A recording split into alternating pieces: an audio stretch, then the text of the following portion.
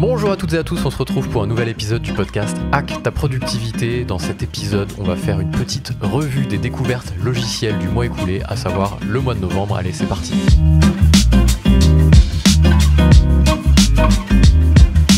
Voilà, comme je le disais en intro, c'est l'épisode mensuel sur la revue des logiciels découverts sur le mois écoulé. On a découvert pas mal de petits logiciels ce mois-ci, il y a des choses assez sympas.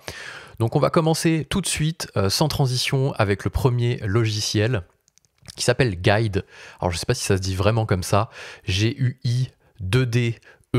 Alors je présume que ça se dit comme ça parce que guide en anglais ça a une signification qui est en lien avec le logiciel, avec ce que fait le logiciel. C'est un petit outil qui va vous permettre d'enregistrer, alors non pas des vidéos mais plutôt des tutos. Des explications dès lors que vous voulez donner des explications à une tierce personne, que ce soit un collègue, un client, et que vous voulez montrer quelque chose qui se passe sur votre écran, donc une sorte de procédure, un tuto, on appelle ça un petit peu comme on veut. Souvent, avant, on faisait des copier-coller, on faisait des screenshots des écrans, on mettait des petits encadrés rouges avec des flèches. Et bien là, désormais, grâce à ce petit outil, il va juste vous suffire de lancer un enregistrement, comme si vous lanciez un enregistrement vidéo. Simplement, il ne va pas vous filmer, il ne va pas filmer votre micro, il va juste enregistrer les actions que vous faites sur l'ordinateur. Et c'est ça la grosse différence. Vous n'aurez pas besoin de parler, en fait. Dès lors que vous allez cliquer, il va enregistrer une action. Lorsque vous allez changer de fenêtre, etc., il va faire lui-même les encadrés, lui-même les flèches. Automatiquement, ça va générer un petit slide, donc comme un PowerPoint, on va appeler ça comme ça, avec les différentes étapes qui se remettront dans un slide et dans un écran séparé. Et du coup, ça va vous permettre de partager ça ensuite derrière avec les tierces personnes dont on parlait au début pour leur expliquer quelque chose. Donc c'est valable avec des collègues, si vous devez expliquer comment faire telle ou telle action dans le logiciel que vous utilisez dans la société, pour un client ou au support, si vous êtes au support pour débugger un client, si vous êtes éditeur de logiciel et que vous vouliez lui expliquer quelque chose. Donc c'est hyper pratique. J'ai mis un petit lien normalement en description de la vidéo parce que là c'est pas facile de vous montrer ça en audio, en podcast, mais si ça vous intéresse, vous pouvez aller cliquer dessus pour voir un petit peu comment ça tourne. Le deuxième outil, sans transition, il s'agit de Arc Browser. En ce moment, on parle pas mal de navigateurs. Je pense que les éditeurs ont compris qu'il y avait un souci avec les navigateurs et nous font des choses intéressantes qui vont dans ce sens-là, à savoir une organisation un petit peu plus claire de notre navigateur. Le navigateur, c'est l'outil qu'on utilise le plus au cours de la journée et souvent on se retrouve au bout de 2 heures à avoir des onglets partout, à pas s'y retrouver et à perdre en productivité, à rechercher un petit peu les onglets, à rechercher l'information importante dans les onglets qu'on a ouverts. Ça y est, les éditeurs se posent un peu sur le sujet. Ils partent souvent d'un noyau Chrome, un noyau Chromium, donc vous connaissez Chrome, s'appuie sur un noyau Chromium. Donc la différence entre Chrome et Chromium, Chrome c'est Google, Chromium c'est un projet open source sur lequel s'appuie Google, et qui permet de récupérer toutes les fonctionnalités communes à Chrome et donc de ne pas partir de zéro lorsqu'on veut développer un navigateur avec les compatibilités en fonction des devices, ce genre de choses. Donc Arc Browser n'échappe pas à la règle, ils sont partis du noyau Chromium.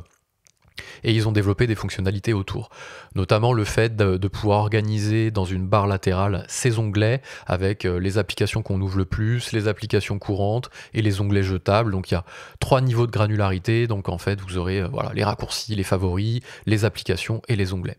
Pareil, j'ai fait une petite vidéo, si le logiciel vous intéresse, il est hyper pratique. Il y a plein d'autres fonctionnalités, on va pas toutes les citer ici, notamment les easel, alors je sais pas si ça se dit comme ça, le fait de pouvoir organiser des screenshots. On fait des screenshots à longueur de journée. Les navigateurs et les éditeurs l'ont bien compris. Donc ils vont nous permettre un petit peu d'organiser nos screenshots avec des textes, avec des petites encadrées, des choses comme ça. Je vous laisse aller voir la vidéo si ça vous intéresse.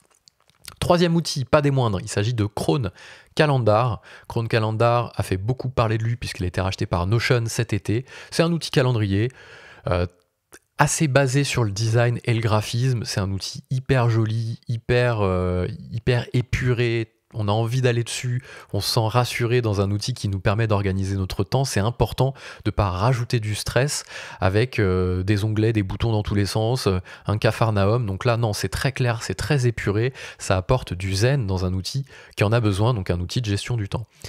Il fait pas que ça, il y a des petites fonctionnalités de partage de disponibilité, un petit peu comme Calendly peut le proposer, des partages de disponibilité à l'extérieur, donc avec des gens qui ne font pas partie de votre organisation, et à l'intérieur avec vos collègues, vous allez pouvoir trouver des dispos assez facilement en un clic. Ça va vous générer le rendez-vous, ça va vous générer un lien public si vous partagez vos dispos à l'extérieur en public. Donc c'est assez bien fait. Idem, vous connaissez la chanson, petite vidéo d'explication et de démo de ce que fait l'outil, et on a hâte de voir comment Notion va récupérer les fonctionnalités de Chrome Calendar directement à l'intérieur de Notion. Pour le moment, c'est pas du tout le cas. On a encore la vue calendrier, la fameuse vue calendrier que vous connaissez peut-être si vous êtes sur Notion. Et ben pas mieux pour le moment au niveau du calendrier, mais on a hâte, notamment pour la vue par semaine. J'ai trouvé une petite bidouille, j'ai fait une vidéo là-dessus pour afficher une vue par semaine dans Notion. C'était pas natif, c'est pas natif, ça l'est toujours pas. Je pense qu'avec Chrome Calendar, qui va peut-être être réintégré directement dans Notion, ce sera possible. On a hâte en tout cas. Quatrième outil, il s'agit de Notion AI pour Artificial Intelligence. Ça y est, tous les éditeurs commencent à sortir leurs fonctionnalités d'intelligence artificielle. Notion n'a pas ouvert le bal, mais c'est l'outil le plus connu et le plus utilisé qui commence à en faire. Donc c'est un logiciel à tout faire à votre place, c'est ce que je mettais dans le titre. En gros, vous allez pouvoir vous appuyer sur l'intelligence artificielle pour générer tout un tas de choses. Je vais citer quelques exemples. La rédaction d'un article de blog à votre place. Donc vous écrivez juste le sujet dans un petit éditeur de commandes et il vous sort un article avec des titres, des sous-titres. Ça, c'est la première chose. Il va pouvoir vous résumer un texte long sur Internet, un petit peu en éléments clés pour éviter de vous taper 10 minutes de lecture sur un article assez long. Il va vous le résumer. Voilà, des petites choses comme ça, idem. Hein, vous en avez peut-être marre que je dise ça à force, mais j'ai fait une vidéo qui explique un petit peu comment ça marche. Donc on va voir fleurir, je pense, pas mal de fonctionnalités d'intelligence artificielle dans les mois, dans les semaines, dans les mois et dans les années à venir. Ça va vraiment être la révolution au niveau des logiciels, je pense.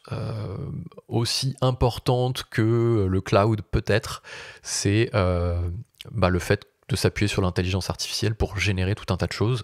À l'heure où j'enregistre ce podcast, il y a Canva qui a sorti aussi son module d'intelligence artificielle. Hein, vous tapez un texte à l'écrit, il vous génère la photo en lien avec ce que vous avez tapé. Un panda qui fait du vélo dans une ville, j'avais pris cet exemple-là d'ailleurs dans la vidéo que j'ai faite.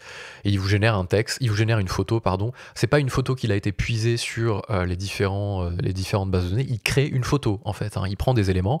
Donc là, dans mon explication, un panda sur un vélo dans la ville, il y a panda, vélo, ville, donc il va prendre un mix de 3 photos, il va vous les réunir en une photo assez bien assemblée. J'ai rajouté moi avec un texte flouté d'arrière-plan, il va vous flouter l'arrière-plan automatiquement, donc c'est assez puissant, voire presque déroutant. Alors je sais pas si vous avez un avis là-dessus, mettez-le en commentaire si c'est le cas. Moi je suis un peu partagé là-dessus en vrai, hein, à voir. Cinquième et dernier outil, il s'agit de Photoroom. Alors dans le titre j'ai mis le remplaçant de Canva, on n'y est pas encore, mais Photoroom est très puissant. En plus Cocorico, ils sont français, c'est un petit outil de retouche, de montage photo et vidéo, à vérifier si ça fait de la vidéo aussi, photo en tout cas pour sûr, qui va être un outil hyper simple d'utilisation. Ils ont d'abord commencé par une appli mobile qui était hyper puissante puisque l'appli permettait de supprimer l'arrière-plan d'une photo, hein, c'est ce que tout le monde essaye de faire en ce moment, donc soit le flouter, soit le supprimer. L'outil le faisait hyper bien et ils ont mis ça directement dans une appli ordinateur désormais, hein. Il n'y a plus que l'appli mobile, il y a aussi l'appli ordinateur et il y a des modèles, des templates, déjà tout fait, avec toujours cette fonctionnalité de supprimer ou de flouter l'arrière-plan qui est hyper puissante, quasiment 5 fois plus rapide que Canva en termes de techno sur l'ordi. Hein. Quand je le lance sur Canva, ça prend 5 à 6 secondes. Là, c'est quasiment 1 seconde, c'est instantané dans Photoroom. Donc assez prometteur. Ils ont fait une grosse levée de fonds aussi, donc on va en entendre parler dans les semaines et dans les mois à venir, et c'est très bien parce que c'est français. Voilà, j'espère que cette petite découverte des 5 logiciels du mois de novembre vous a plu. C'était le podcast Hack ta productivité. Peut-être que vous regardez aussi ce podcast-là sur YouTube ou que vous l'écoutez sur YouTube. Donc n'hésitez pas à mettre vos commentaires un peu partout et à vous abonner si ça vous plaît. Moi je vous dis à très vite. Ciao.